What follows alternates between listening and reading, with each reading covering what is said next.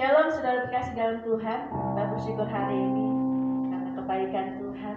Kita bersama-sama berkumpul untuk memuji dan memuliakan nama Tuhan. Karena hanya Dia yang baik buat kita, hanya Dia yang setia buat hidup kita. Mari saudara, saya untuk tundukkan kepala di hadapan Tuhan. Kita masuk dalam hadirat Tuhan. Kita mau bersyukur buat segala kebaikan di hidup kita hari ini. Haleluya. Haleluya, kami bersyukur Tuhan. Saya membawa syukur kami. Saya membawa hidup kami. Haleluya.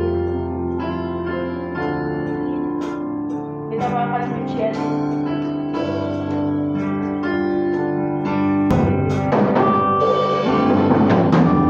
Bawa syukur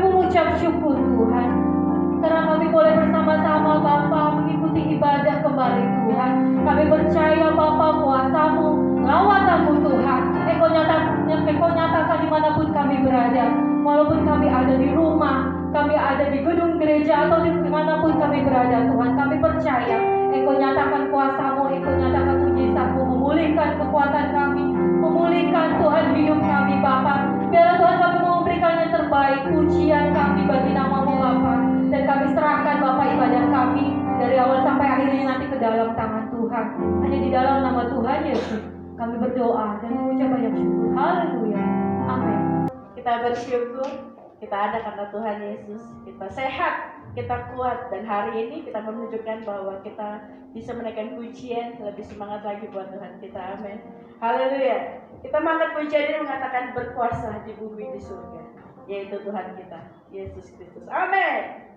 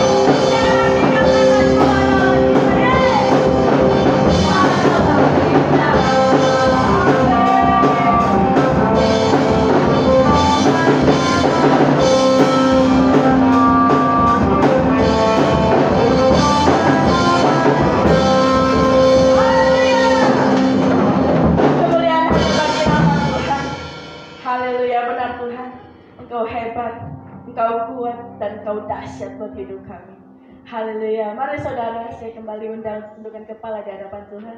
Kita menyiapkan hati dan pikiran kita. Kita mendengarkan kebenaran di dalam Tuhan.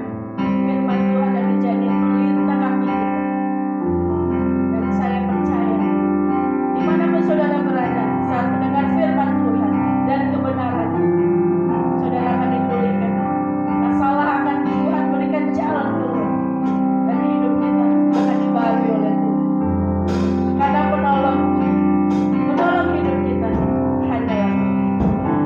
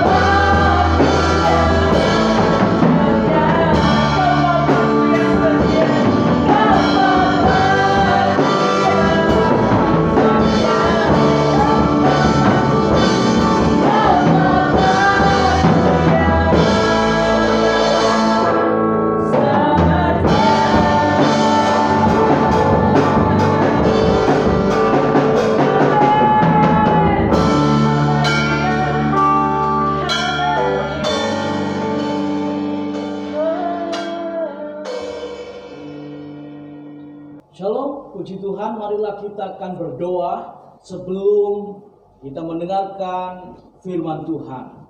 Kami bersyukur kepadamu ya Tuhan, untuk hari ini kami diberikan kesempatan yang terbaik untuk mendengarkan berita firman Tuhan. Ya Tuhan, kami percaya bahwa Engkau akan menyampaikan isi hatimu melalui pemberitaan firman Tuhan hari ini. Roh Kudus akan memberikan pencerahan dalam hati dan pikiran kami, supaya kami mengerti firman-Mu yang akan kami dengar. Di dalam nama Tuhan Yesus Kristus kami berdoa dan mengucap syukur. Haleluya. Amin. Saudara yang dikasihi oleh Tuhan, kita akan bersama-sama belajar tentang ketaatan. Dan judul firman Tuhan hari ini adalah ketaatan kunci yang membuka setiap pintu. Saudara dikasihi oleh Tuhan, Oswald Chambers pernah mengatakan pernyataan Allah mengenai dirinya kepada kita dipengaruhi oleh karakter kita. Di antaranya ketaatan kita bukan oleh karakter Allah. Saya percaya bahwa setiap kita adalah orang-orang yang taat kepada Tuhan. Dan pada waktu kita taat kepada Tuhan, ada suatu hal yang memang Allah memang mengasihi diri kita. Allah memang memperhatikan kehidupan kita, dan Allah perhitungkan ketaatan kita di hadapannya. Nah, saudara yang dikasihi oleh Tuhan, kalau kita taat kepada Tuhan, pintu apa yang terbuka saat kita taat kepada Tuhan? Yang pertama adalah pintu keselamatan. Mari kita akan lihat apa yang dinyatakan di dalam Injil Yohanes pasal 4 ayat 1 sampai dengan 42. Kalau Bapak Ibu Saudara memperhatikan percakapan Yesus dengan perempuan Samaria. Nah, saudara yang dikasihi oleh Tuhan, saya ingin membacakan Yohanes pasal 4 ayat 28 sampai dengan 30. Maka perempuan itu meninggalkan tempayannya di situ, lalu pergi ke kota dan berkata kepada orang-orang di situ, "Mari lihat, di sana ada seorang yang mengatakan kepadaku segala sesuatu yang telah kuperbuat. Mungkinkah dia Kristus itu?" Maka mereka pun pergi keluar kota lalu datang kepada Yesus. Ayat 39 sampai dengan 40, dan banyak orang Samaria dari kota itu telah menjadi percaya kepadanya karena perkataan perempuan itu yang bersaksi, "Ia mengatakan kepadaku segala sesuatu yang telah kuperbuat."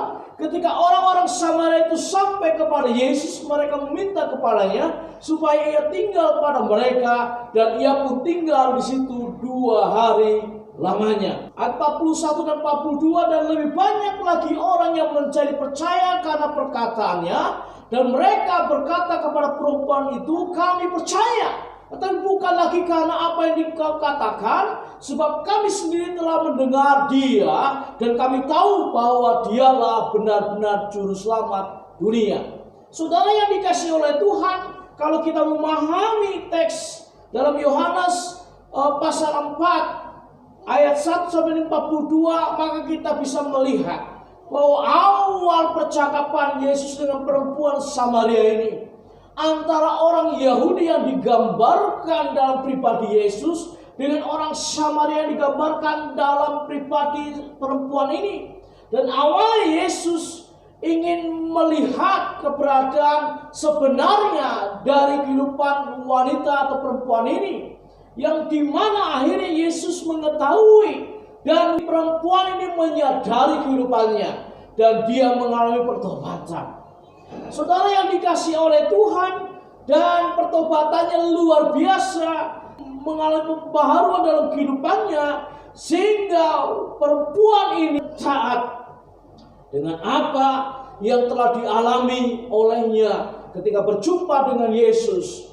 Dan dia menjadi orang yang taat untuk bersaksi, taat untuk menceritakan. Dia baru saja berjumpa dengan Juru Selamat, Kristus, dalam kehidupannya. Saudara yang dikasihi oleh Tuhan, dan kita bisa lihat akhirnya dia memanggil banyak orang untuk datang kepada Yesus, dan benar. Orang-orang banyak, orang-orang Samaria itu datang kepada Yesus, dan mereka menjadi percaya kepada Yesus.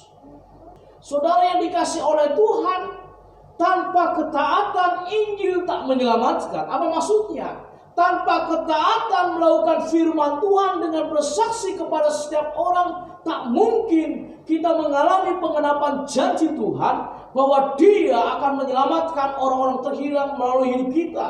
Saya begitu percaya kalau saudara dan saya menjadi taat di hadapan Tuhan, apa yang kita sudah dengar, kita sudah mendengarkan bagaimana Yesus adalah Tuhan dan Juru Selamat dan mempercayainya, dan kita adalah orang yang diselamatkan. Lalu pada gilirannya kita bersaksi bagi banyak orang, dan orang-orang itu akan diselamatkan juga menjadi orang percaya. Itulah yang dimaksudkan bahwa Injil akan menyelamatkan bagi banyak orang melalui kehidupan saudara dan saya. Saudara, ketaatan kita akan membawa pintu keselamatan. Banyak jiwa-jiwa terhilang datang kepada Yesus. Saya percaya saudara adalah orang yang taat, saya adalah orang yang taat. Ketaatan kita akan membuka pintu keselamatan bagi orang-orang yang terhilang dan mereka berjumpa dengan Yesus. Yang kedua, pintu kelimpahan. Kalau kita belajar dari Injil Yohanes pasal 6 ayat 1 sampai 15. So dengan judul perikopnya, Yesus memberi makan 5.000 orang. Saudara, mari perhatikan. Saudaraku, saya ingin bacakan ayat 9 dan 10 dalam Injil Yohanes pasal 6. Di sini ada seorang anak yang mempunyai 5 roti jelai dan 2 ikan. Tetapi apakah artinya itu untuk orang sebanyak ini? Kata Yesus, suruhlah orang-orang itu duduk. Adapun di tempat itu banyak rumput, maka duduklah orang-orang itu, kira-kira 5.000 laki-laki banyaknya. Saudara, mari kita perhatikan bahwa awal pembicaraannya, mengapa Yesus akhirnya mengadakan mujizat memberi makan 5.000 orang. Oleh karena banyak orang mengikut Yesus. Dimanapun Yesus mengajar, banyak orang yang mendengarkan pengajarannya. Dimanapun Yesus melayani, mendoakan orang-orang sakit, ada banyak orang sakit yang dibawa kepadanya. Hingga pada waktu itu, hari sudah mulai petang, dan banyak orang masih berkumpul bersama-sama dengan Yesus. Dan dicatat 5.000 orang, dan itu baru laki-laki, belum perempuan dan anak-anaknya. Saudara dikasih oleh Tuhan, dan Yesus mengatakan kalian harus memberi mereka makan. Lalu murid-muridnya beralasan berapa banyak uang yang harus bisa membeli makanan dan mencukupi kebutuhan 5.000 orang. Dan yang ada adalah seorang anak yang menyerahkan 5 roti jelainya dan 2 ekor ikan. Saudara dikasih oleh Tuhan, mengapa muncul terjadinya mujizat kelimpahan? Tuhan menyatakan kelimpahannya oleh karena ada seorang anak yang taat menyerahkan bekal makanannya 5 ketul roti jelai dan 2 ekor ikan. Karena dia percaya waktu dia menyerahkannya kepada Tuhan, taat menyerahkan kepada Tuhan, pasti Tuhan bisa mengadakan mujizat kelimpahan dan mencukupi. Baginya Yesus bukan hanya manusia, tetapi Yesus adalah Tuhan. Yang kita perhatikan, kita mendapatkan pertolongan dari Injil Lukas 9:15. Murid-murid melakukannya dan menyuruh semua orang banyak itu duduk. Murid-murid belajar taat dengan perintah dari Yesus.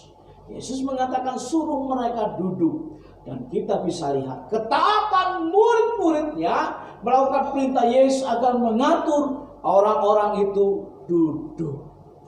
Saudara yang dikasih oleh Tuhan, mari kita bisa lihat bahwa ketaatan adalah bukti dari iman. Bisa saja ketaatan disebabkan atas motivasi tertentu, tetapi tidak ada cara lain untuk mewujudkan iman kecuali dengan ketaatan.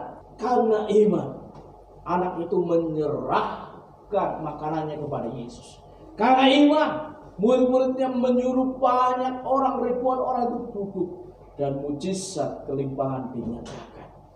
Yesus mengangkat 5 roti jelai dan 2 ekor ikan, bersyukur kepada Bapaknya.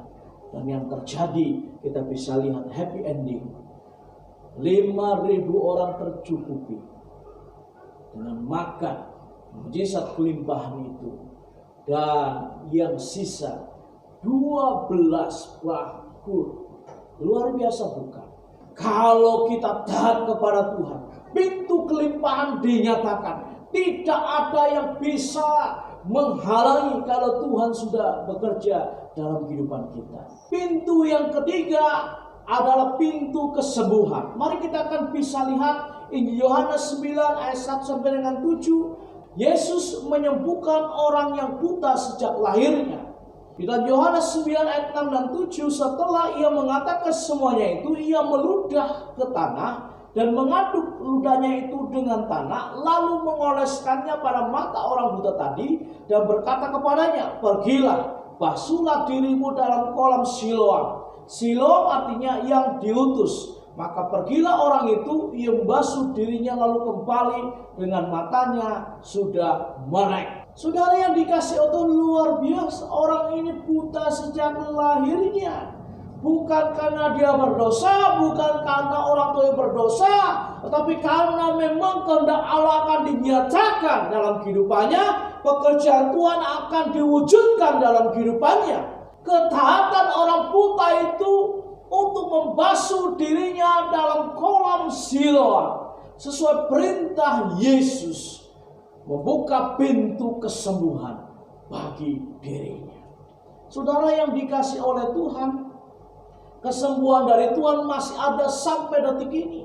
Kalau kita melihat catatan dari Alkitab, dari 2 Raja-Raja 5 ayat 1-14, bagaimana Naaman taat ketika diperintahkan untuk mandi di sungai Yordan, sehingga ia mengalami kesembuhan atas sakitnya. Naaman yang sakit kusta, panglima Naaman yang terhormat terpandang. Oh, dia menghadapi pergumulan, dia memiliki satu pergumulan tersendiri dalam kehidupannya karena dia sakit kusta. Saudara, dan pada waktu dia disuruh untuk mandi di sungai Yordan, dia taat, dan karena ketaatannya itulah dia mengalami kesembuhan atas sakitnya. Naaman mengalami kesembuhan karena ketaatannya. Saudara yang dikasih oleh Tuhan, di tengah pandemi COVID-19, kita pernah mendapat berita kesaksian sesungguhnya. Salah satunya dari kompas.com. Pada tanggal 29 Maret 2020, Ibu Pendeta Christine Bangun, saya sembuh. Pendeta Christine Bangun pernah mengatakan, dan betul di hari 18 saya dinyatakan bebas COVID-19. Saya dinyatakan sembuh, saya sembuh. Dan ajaib kasih Tuhan Yesus pada saya merasakan pertolongan Tuhan selama saya diisolasi, meskipun merasa tekanan yang sangat luar biasa, ujarnya. Ini Bapak Ibu sudah dikasih oleh Tuhan, kesembuhan dari Tuhan masih terjadi sampai hari ini. Pintu kesembuhan dari Tuhan dibukakan bagi orang-orang yang taat, datang percaya kepadanya. Saudara, marilah kita belajar hari ini. Kalau kita menjadi taat oleh karena iman kepada Tuhan Yesus Kristus, pintu yang Tuhan bukakan, yang pertama adalah keselamatan. Jiwa-jiwa terhilang diselamatkan. Banyak orang bertobat dan datang kepada Tuhan, dan salah satunya melalui kehidupan saudara dan saya. Yang kedua, pintu kelimpahan dinyatakan. Tuhan mencukupi, Tuhan melimpahkan atas setiap kebutuhan kita. Dan yang ketiga adalah pintu kesembuhan. Kita berdoa buat orang-orang yang sakit dengan iman, percaya kita dalam Yesus. Dia adalah Jehovah Rafa, Allah yang menyembuhkan. Tabib yang ajaib, orang-orang sakit disembuhkan oleh Tuhan. Dan biarlah kita akan menjadi orang-orang yang taat. Tuhan memberkati setiap orang percaya yang taat kepadanya, walau harus menghadapi berbagai tantangan. Jika kita selalu berserah kepadanya dalam ketaatan kita, maka Ia pasti akan memberikan jauh lebih dari apa yang kita pikirkan. Kiranya Tuhan Yesus memberkati saudara dan saya. Marilah kita akan berdoa. Haleluya. Tuhan, terima kasih untuk firman-Mu yang sudah kami dengar hari ini. Kiranya kami akan belajar menjadi orang yang taat kepada Tuhan. Sebab ketaatan adalah kunci membuka setiap pintu. Pintu keselamatan akan dibukakan. Pintu kelimpahan akan dinyatakan. Dan pintu kesembuhan akan dihadirkan. Pintu-pintu ini akan dibukakan bagi setiap kami yang taat oleh karena beriman, percaya kepada Tuhan Yesus Kristus. Tuhan, kami berdoa menyerahkan untuk sidang jemaat-Mu. Kami berdoa di dalam nama Tuhan Yesus Kristus. Bersama-sama kami akan bertumbuh dewasa menjadi orang-orang yang taat dengan iman kepada Tuhan Yesus Kristus. Karena kami belajar mengasihi Tuhan.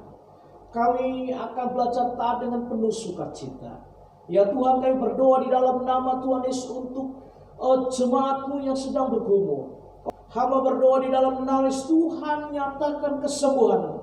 Di dalam nama Tuhan Yesus jamah memberikan kesehatan. Terima kasih Tuhan.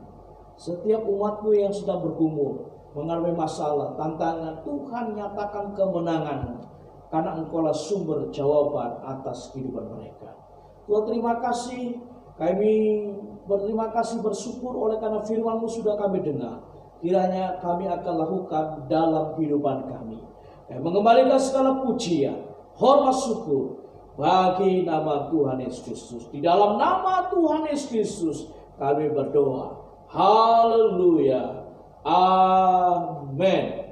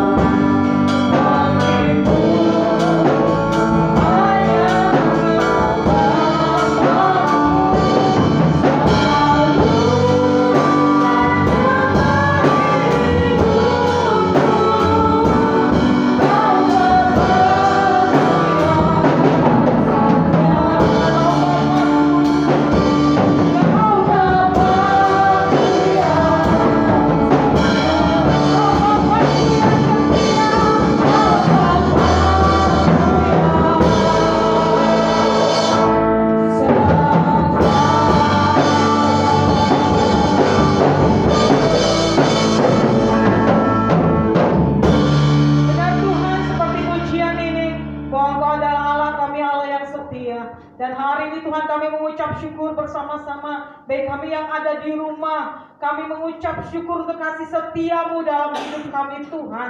Setiap hari menjadi baru kembali. Kami percaya penyertaan-Mu atas kami sekalian. Dan kalau sebentar Tuhan kami bersehati bersama-sama berdoa buat bangsa Indonesia. Tuhan lawat bangsa kami. Tuhan pulihkan Indonesia. Biarlah keselamatan daripada Allah, pemulihan, kesembuhan daripada Tuhan turun atas bangsa kami, bangsa Indonesia.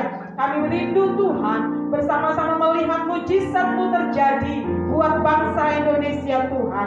Biar Allah juga bekerja melalui pemerintahan negara kami, baik Presiden, seluruh aparaturnya. Kami percaya ke dalam tangan Tuhan Yesus. Hikmat daripada Allah turun atas mereka. Dan Tuhan juga menolong kami semua, anak-anak Tuhan. Biarlah Allah menjangkau hidup kami, penyertaan-Mu ada atas kami sekalian. Kami mengucap syukur untuk Indonesia Tuhan. Kami mengucap syukur untuk kesehatan yang Kau berikan buat kami. Kami mengucap syukur untuk berkat yang Kau berikan buat kami. Dan hari ini Bapa, kami mengucap syukur untuk kasih setia-Mu yang besar setiap hari buat kami sekalian. Di dalam nama Tuhan Yesus kami mengucap syukur. Haleluya. Hallelujah.